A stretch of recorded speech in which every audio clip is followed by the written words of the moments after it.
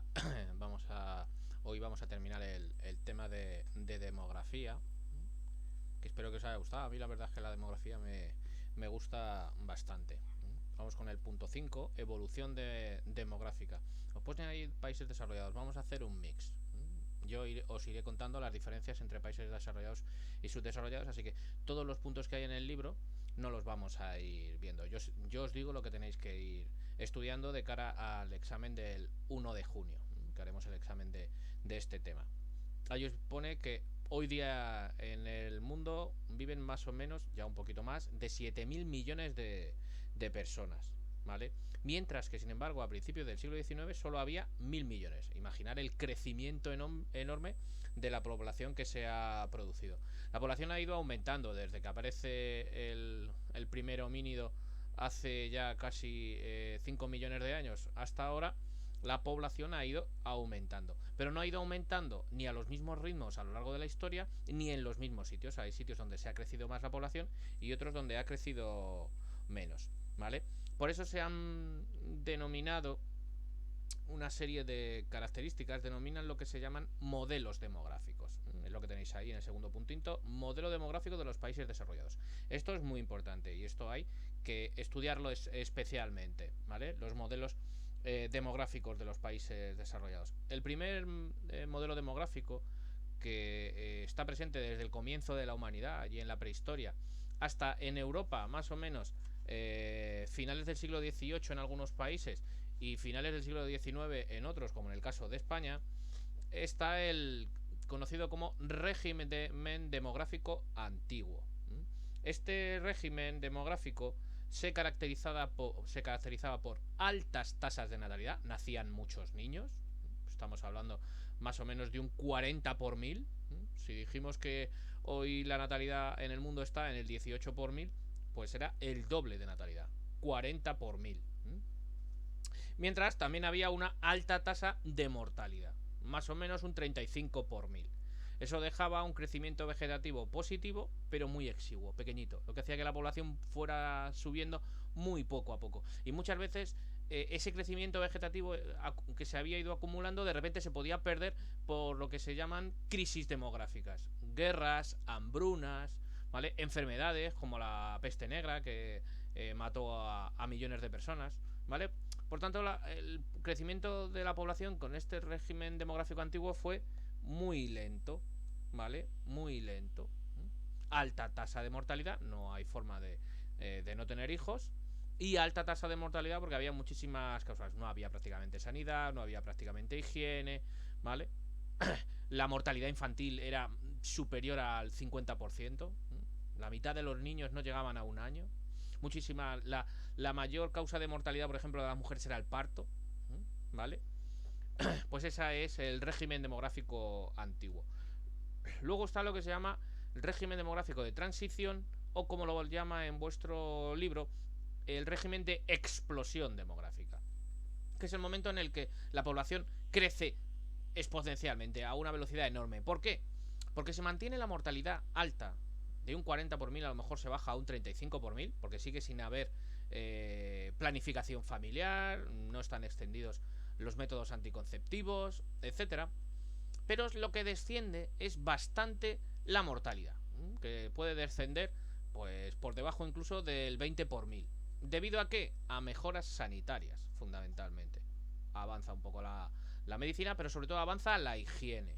Una mejor alimentación, debido a los avances en la revolución industrial, que eso lo estudiaréis cuando lleguéis a cuarto, ¿vale? Todo eso unido hace que, claro, si nacen más y mueren menos, pues la población aumenta muchísimo. Es cuando más aumenta la población. Pues hoy la mayor parte de los países africanos, asiáticos y latinoamericanos están ahí. Están en explosión demográfica. Por eso aumenta tantísimo la población. La India está ahí, la mayoría de los países africanos están ahí, ¿vale? Por eso aumenta tantísimo la población. Es una población esta de explosión demográfica con una población bastante rejuvenecida y son las típicas pirámides de población que vimos progresivas, de triángulo, de triángulo perfecto. Un triángulo perfecto. Ese es el de explosión demográfica. Luego está lo que se llama el régimen demográfico moderno, que es donde está ahora mismo la mayor parte de Europa y la mayor parte de los países desarrollados. En este régimen demográfico moderno. Ahí han llegado los países más ricos a lo largo del siglo XX. ¿Qué caracteriza al régimen demográfico moderno? Una baja natalidad. Estamos hablando de natalidades incluso por debajo del 10 por mil. Pero también una baja tasa de mortalidad. Aquí en España, en el momento más bajo, llegamos al 8 por mil. ¿Vale? Baja tasa de mortalidad, baja tasa de natalidad implica crecimientos vegetativos otra vez muy pocos, como los del ciclo demográfico antiguo. ¿Vale?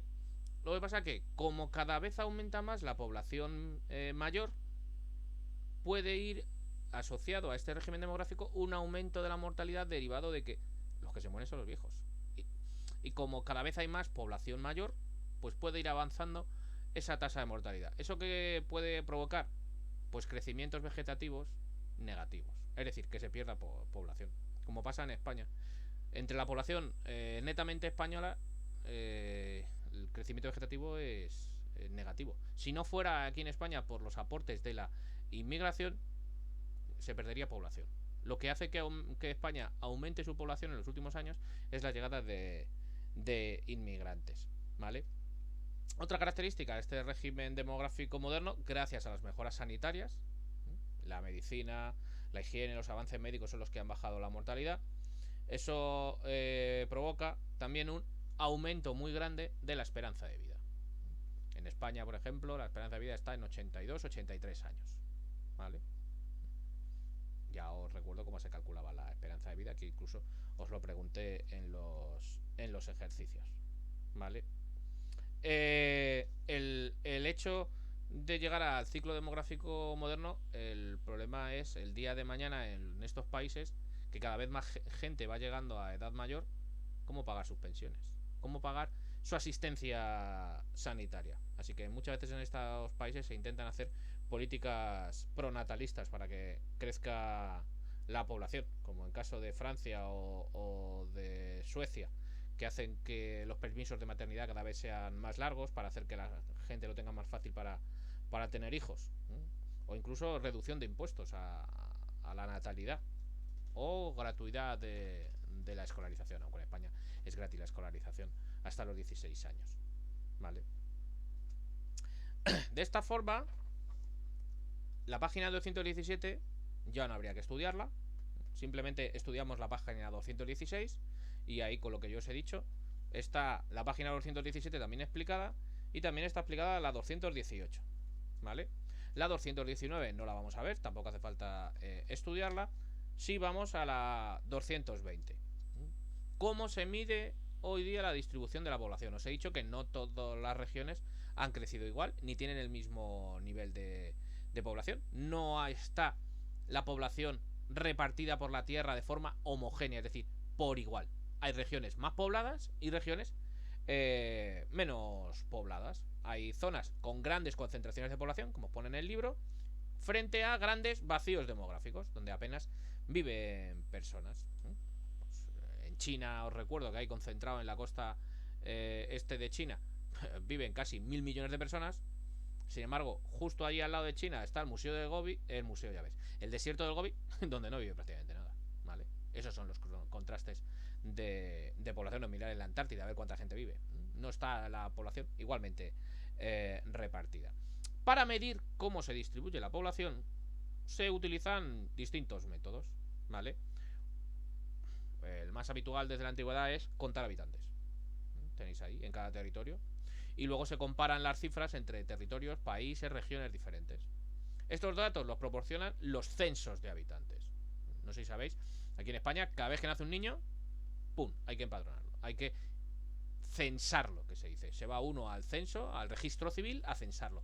Que esté ahí, que ese niño vive. Y entonces ya las autoridades saben la gente que vive en el país. Para eso sirve también el DNI, para eso sirve también el impuesto sobre la renta, etcétera, etcétera. Para tener a la gente, saber qué gente vive en tu país. Los censos electorales luego para votar se hacen de ahí. Los censos, por tanto, es el conteo de los habitantes. Aquí en España los censos se hacen cada 10 años, los años terminados en 1. Se hacen los censos y proporcionan información sobre la población absoluta, sobre el total de población. ¿Vale? Es difícil comparar territorios con estas características, simplemente con la población total. Hacer comparaciones entre países, etcétera, porque es complicado. Para hacer comparaciones más entre países se utiliza lo que se llaman los cálculos de densidad de población. Así se pueden comparar mejor los resultados. La densidad de población lo que hace es relacionar la población absoluta con la superficie del territorio que ocupa. Tenéis abajo, ahí en el cuadradito, la fórmula de la densidad de población. Número de habitantes dividido por la superficie en kilómetros cuadrados. Y entonces nos da de resultado habitantes kilómetro cuadrado. Va a caer en el examen. Ejercicios de densidad de población. Así que vamos a hacer bien las divisiones porque en las tasas no lo habéis hecho nada bien. Así que fijaros bien en los cálculos, ¿vale? De esta forma se sabe si un territorio está muy poblado o poco poblado, ¿vale? Con cifras similares en población, si dos territorios tienen más o menos la misma población, cuanto más grande sea un territorio, más baja será su densidad. Y al revés, ¿vale? Cuanto más pequeño sea un territorio y más su población, la densidad será mayor. Si en una zona vive un número importante de habitantes concentrados en una superficie muy pequeña, diremos que es una zona densamente poblada, como la Comunidad de Madrid, donde viven 7 millones de personas. En una provincia, 7 millones de personas. Es la provincia más densamente poblada de España. Si la misma población se reparte en un territorio mucho más grande, diremos que no está densamente poblada. Andalucía tiene prácticamente la misma población de Madrid. Territorio muchísimo más grande. Por tanto, su densidad de población es mucho más pequeña que la de Madrid. O Cataluña. Cataluña tiene también una población muy parecida a Madrid, pero en un territorio muchísimo más grande. Por tanto, su densidad de población es menor. ¿Vale? ¿Qué factores, qué causas hacen que la población viva en un sitio u otro? ¿Qué hace que nos vayamos a vivir a unos sitios o a otros? Que unas zonas estén más densamente pobladas y otras estén menos densamente poblada. En el libro os ponen fundamentalmente 3 factores físicos. Pues a la gente le apetece más vivir en zonas templadas. Donde hace mucho frío no queremos vivir demasiado, y donde hace demasiado calor tampoco, ¿vale? Además nos apetece más vivir en zonas con relieve favorable, es decir, en zonas más o menos planas, donde se pueda cultivar más fácilmente. Mejor que vivir inclinados en una montaña. Contra mayor inclinación, menos población, ¿vale? Así que, y en zonas de relieve difícil. Las zonas montañosas están menos pobladas que las zonas llanas, ¿vale? Zonas cercanas a los ríos, agua potable, mucho más habitadas, ¿vale? En la actualidad, el descubrimiento de yacimientos de mineral, como puede ser petróleo, etcétera, también atrae concentración de población. Allí donde hay gran desarrollo industrial o minero, que se necesita trabajadores, allí también va la población. ¿Cuáles son las zonas que los factores físicos hacen que la gente no quiere ir a vivir allí? Pues ahí lo pone. Zonas con clima extremo muy caluroso, como el desierto del Sáhara, y de poca gente, o muy frío, como la Antártida. Muy seco, como los desiertos, no se puede haber agricultura, o excesivamente lluviosos, como selvas. Tampoco ayudan a que la gente quiera vivir allí, ¿vale? Al igual que las zonas poco fértiles, por ejemplo, las montañas. Pues eso hace que la población no quiera vivir en esas zonas. También hay factores demográficos, causas demográficas que hacen que la gente prefiera vivir en un sitio y no en otro. Por ejemplo, aquellas zonas habitadas desde la antigüedad llaman a población. Si os acordáis, en primero de la ESO vimos las zonas de la revolución neolítica, donde se inventó la agricultura. El Guangzhou, China. El Ganges, la India. El Indo, la India. La zona de Mesopotamia. Y luego los altiplanos mexicanos. Todos ellos coinciden con altas densidades de población hoy día. Y siguen viviendo allí la gente, ¿vale? Y sigue viviendo allí la gente. Aquí en España entra el Neolítico por Almería, una de las regiones más pobladas de Andalucía, ¿vale? Para que veáis. La gente se acostumbra a vivir y generación tras generación vive en el mismo sitio. Eh, Esas zonas, hoy día, dos de ellas son las que más población acumulan. Prácticamente 3.000 millones de los 4.000 millones viven entre la India y China. Luego atraen también a población factores que se llaman económicos o sociales. Aquellas zonas donde la economía esté más desarrollada, pensar en Estados Unidos, pensar en la Unión Europea, pues atraen a población. También las condiciones laborales. Cuanto más sueldo te paguen, cuanto mejor sanidad, educación, etcétera para tus hijos, hace que sea un factor de atrayente para la población. El reconocimiento de libertades. Las democracias eh, ayudan a que la gente quiera vivir en ellas, más que en una dictadura. Hoy día. La calidad de vida.